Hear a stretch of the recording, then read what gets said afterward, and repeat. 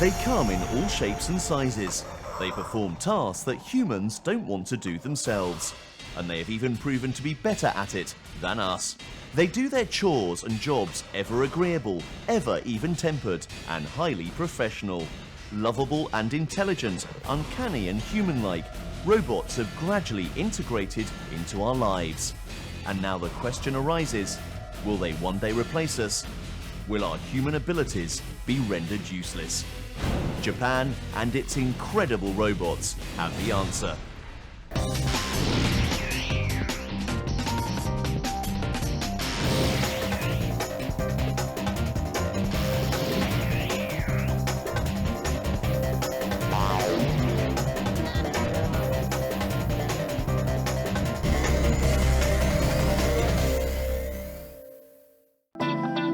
Robots, they are simultaneously both science and fiction. We are on the verge of an era where robotic devices become a ubiquitous part of our lives, and machines are given abilities to perform tasks in the physical world on our behalf. Leading the world in robotics and artificial intelligence research is Japan, a country known for its love for robots. In this futuristic city, robots have overtaken humans. They have become receptionists and guides, allowing companies to save costs and resources. Lunchtime, let's go have a meal. Osaka, the Robot City of Japan. The city is known for its long-running history in robotics and currently houses hundreds of companies working on robots. As the robot capital of the world, Osaka has emerged as a leading maker of next-generation robots, ones that can act independently to perform complex tasks in various different areas. Robotics is an industry based on groundbreaking technologies. When we open up a robot, we see mostly the big bits. There is the frame, which makes the robot structure. Then the mechanics, which include electric motors to make fine muscles and servos and actuators to make the joints move. The electronics of a robot corresponds to the biological nervous system. The microcontroller, this is the actual brain of the robot. It's the device the scientists program to control all the other systems. The control center collects all of the sensory data, organizes it, records it, and then sends out commands in response. And this is the hardest aspect of robotics: artificial intelligence. But what if robots become too intelligent? Could they one day replace us? The country's love for robots is depicted in the early records of Japanese history. And even as changes and developments occurred within the country, their fascination with humanoid machines grew stronger. The karakuri, meaning trick or mechanism, are wooden clockwork puppets renowned for their elaborate costumes and stage tricks. And the most famous karakuri doll is undisputably the Chahakobi Ningyo, or tea-serving doll. Hailed as the robot from the Edo period, the wind-up doll is able to travel a preset distance from its host to the guest and perform the quintessential act of Japanese hospitality, serving green tea. The dolls were a precursor to Japan's industrialization in the 19th century and the birth of humanoid robots in the next. Made from 7 kinds of wood and powered by wheels and spring coils, these intricate dolls can write calligraphy and even shoot arrows. These dolls represent the oldest manuscript of mechanical engineering in Japan and helped pave the way for modern-day robotics technology. The Osaka Science Museum is home to Japan's first modern robot, a direct descendant of the medieval karakuri doll. Built in 1928, Gaku Tensoku was created to awe and entertain. But rather than a robot doll, he's more of a robot Buddha. The golden robot moves slowly, stuns visitors as he moves its eyes, smiles, contemplates, and then writes Chinese calligraphy. 1928年ですとまだコンピューターがありませんでした。で、圧縮空気で楽天則をいろいろ動かすのに、西村さんは、オルゴールのドラムのようなものを使ったんですね。Gaku Tensoku is motorized by compressed air and airflow pressure. Air pressure regulators power the rubber tubes inside the robot's arms and torso to facilitate his movements. Air pressure is also used to make its chest rise and fall, making it look as if the robot is breathing. Ironically, for all its intricacy, Gaku Tensoku was not built by an engineer, clockmaker or roboticist, but by a biologist turned newspaper man, Makoto Nishimura. He propagated the idea that robots should be the ideal humans. Nobody knew back then that this human-like robot would actually mark the beginning of a nation's obsession and love for machines. In order to understand why Japan is the robotic powerhouse it is today, we must understand how the country's love for these machines came about. Robots have been in Japanese culture for hundreds of years, and its people have accepted robots as part and parcel of their lifestyle. The most famous comic superhero in Japan is the Mighty Atom, also known as Astro Boy. Astro Boy is as iconic to Japan as Mickey Mouse is to the United States. Created by the manga artist Osamu Tezuka, the Mighty Atom is a story of love, sacrifice, and benevolent technology. The robot boy eventually becomes a hero who fights against evil for the better of mankind. The immense success of the Mighty Atom only amplified the Japanese love for robots. The brave and kind-hearted robot boy won his way into the hearts of millions and has since become an icon of benevolent technology. Many Japanese researchers so much affected by the Astro Boy. When I was very young, I saw the cartoon. We like to realize this robot. To the Japanese, Astro Boy is fundamentally different from other robots because he has a human soul. He is a moral agent who has a strong sense of justice. Next up, Japanese robotics advances by leaps and bounds. Artificial intelligence turns out to be too good to be true, and robots become man's best friends.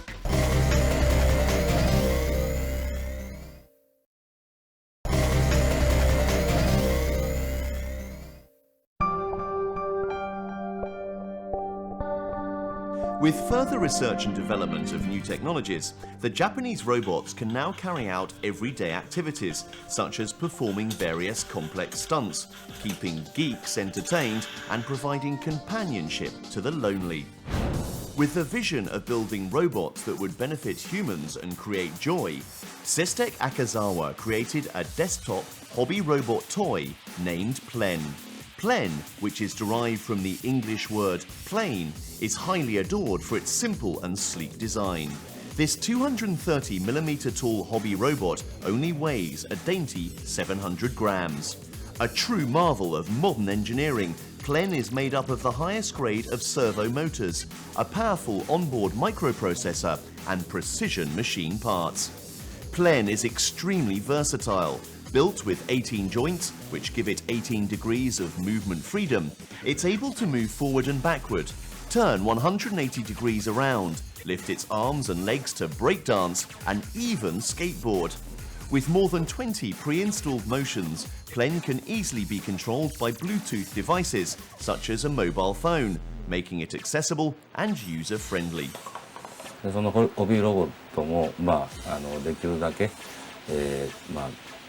親しみやすくて、扱いやすい机の上で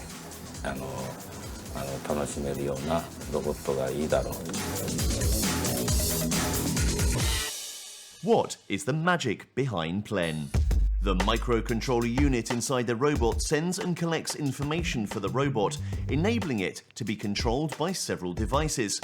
It also allows the robot to process and perform instructions given to it. Plen can easily be programmed to perform many tricks, especially under the hands of an expert programmer. Using the motion editor software, Plen's movements can be created simply by adjusting slide bars that represent the movement of each joint.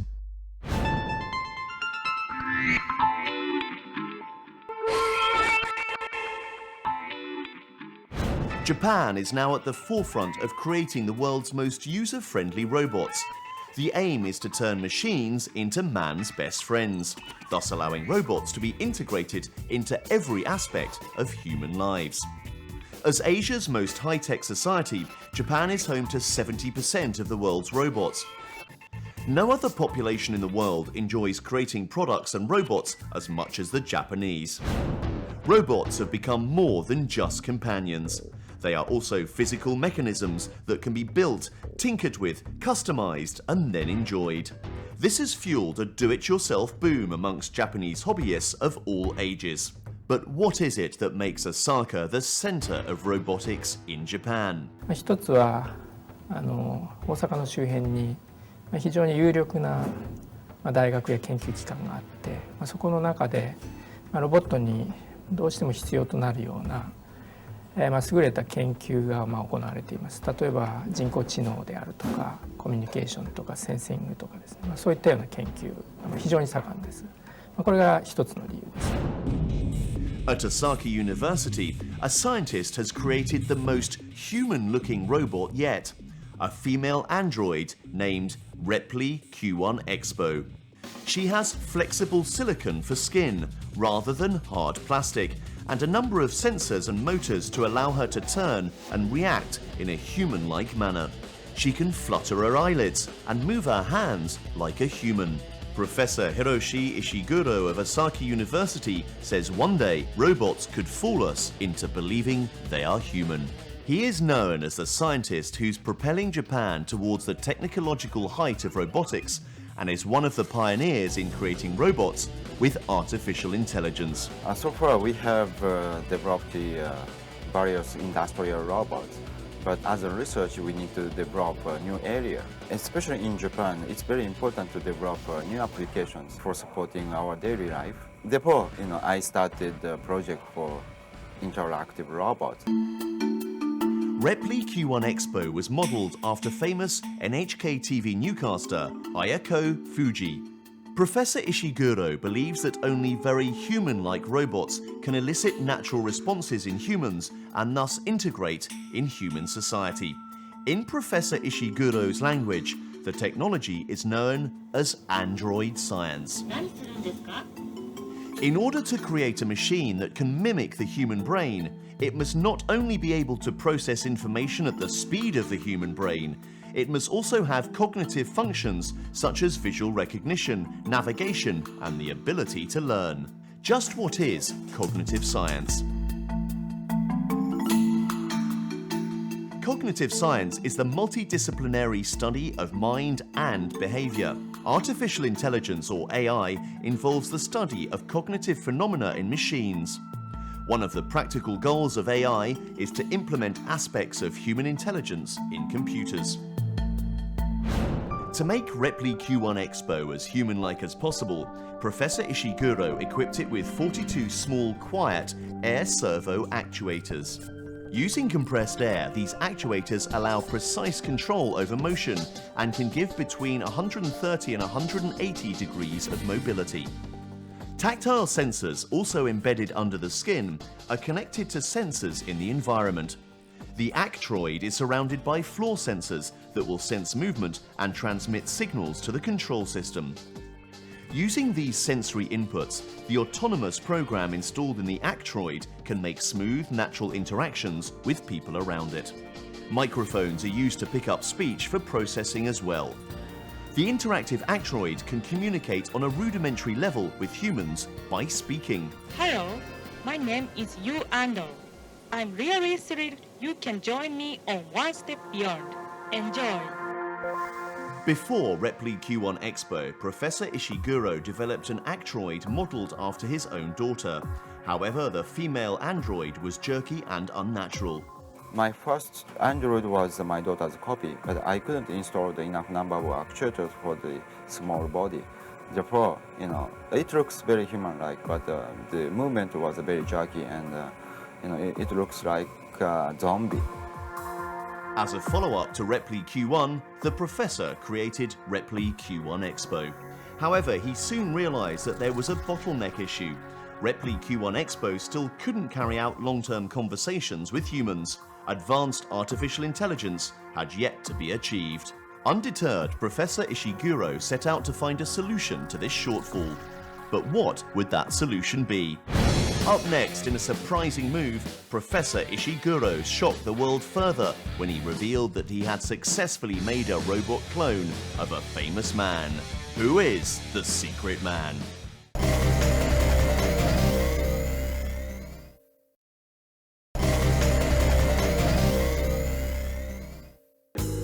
Now that Professor Ishiguro has successfully created the world's most human-like android, his next mission is to create a robot that can hold a long-term conversation with humans. At the ATR Intelligent Robotics and Communication Laboratories, Professor Ishiguro, the leader in humanoid science, holds weekly meetings with his students. He aims to nurture a new generation of robotic scientists to carry on his vision of creating robots that are as close as possible to human beings. To top his previous android developments, the quirky professor decided to base his next project on none other than himself. The result was Geminoid HI-1, an android modelled after the robotics expert. Wearing the same clothes and sporting the same hairstyle, Geminoid has successfully fooled many of Professor Ishiguro's colleagues and students. The third reason is, if I make my copy, I don't need to go the foreign countries business travel anymore. If I use this robot. This system extends the applicable field of android science and enables Geminoid to have an intelligent conversation with its human counterparts. The science of Geminoid consists of three elements. First, Geminoid's robotic structure has been made to resemble the minute details of its creator. Silicon skin was molded from a cast taken from Professor Ishiguro. Shape adjustments and manually painted skin textures were based on MRI scans and photographs. Next, for the teleoperation interface system, Professor Ishiguro's lip corners are measured by an infrared motion capturing system in real time, converted to motion commands and sent to the Geminoid server by the network. This enables the robot to imitate precise human movements. Professor Ishiguro uses microphones and a headphone to capture and transmit sounds. The captured sounds are encoded and transmitted to the Geminoid server via Internet IP link. This technology opens up a whole new area of scientific possibilities. Is artificial intelligence closer than we realize? Artificial intelligence is a little bit different, and even if we build the human-like appearance and behaviors, computer is quite different from human brains, and it's a very hard problem, right? So, but I think we cannot develop perfect artificial intelligence. Professor Ishiguro is not about to stop pushing forward. Since the success of Geminoid, his team at Osaka University has come up with a new humanoid, CB Square. CB Square is a child robot created to coexist with humans. To achieve this goal, the robot must be able to maintain long-term interactions and relationships with humans. The researchers at Osaka University are hoping to use CB Square as a new research platform for human-robot communication and development. The 130cm tall, 33kg CB Square has an appearance similar to a child-sized boy. It was designed this way to establish natural interaction with humans. Embedded in CB Square's small body are 56 flexible pneumatic actuators that generate human-like motions. These air actuators allow the robot to perform whole-body, flexible movements. Next, to make the interaction more natural and safe, the robot's body is covered entirely by soft, silicon skin. Sensory organs are also needed to achieve greater interaction with its human caregiver. CB Square's sense of touch is realized by 197 tactile sensors embedded beneath the skin. These sensors allow the robot to react to humans when it's touched. CB Square's vision comes from cameras mounted in his eyeballs. The omnidirectional cameras help the robot to determine its position and orientation by analyzing the images it captures. The sense of hearing is simulated by microphones mounted externally above the head. The technology enables CB² to spontaneously respond to the sounds generated by its human caregiver. I believe that Japan will be the first nation that accept the robot in our society. People should accept the robot in our daily life. And the one robotics event whose fame extends well beyond Japan's shore is the Robo Cup. Robo Cup's yearly competition event attracts teams from 32 countries. Competitors from the United States to Singapore come to pit their soccer-playing robots against each other. This is Team Osaka's soccer-playing Vision 4G robot. It's 45 centimeters tall and weighs a little bit more than 3 kilograms. Its 40 MHz CPU-controlled body has 23 degrees of freedom, allowing it to stand up from a prone position. A head camera plus object detection algorithms based on color differences allow it to locate and approach the ball before lining itself up for a kick. Its successor, Vision Vigos, is slightly bigger and heavier, but comes with 8 times the processing power and 4 times the camera resolution. Vision Vigos can walk over uneven terrain and has goalkeeping skills to match its fancy footwork. Vision Vigos can dive to the left or right to stop balls like a human player. In the one-on-one humanoid competition, Vision Vigos dominates the game like a pint-sized Cristiano Ronaldo. Robot Vision 4G's secret weapon is the omnidirectional camera installed in its eyes. The robot comes with image sensors that provide it with 360-degree field of vision and allows it to detect the soccer ball swiftly. Due to a change of rules for RoboCup 2008, Vision 4G's successor Vigos uses a fisheye lens instead of the panoramic sensor. This greatly reduces the robot's field of vision. The limitation, however, didn't limit Vigos's capability. He won the Best Humanoid Award in the 2008 competition. To the Japanese, robots are both science and fiction. They are the brave warriors that protected them during their childhood, and beloved domestic companions waiting patiently on them at home. It is this supportive culture that views robots as benevolent technology and visionary attitude that has pushed Japanese robotics from fantasy to reality.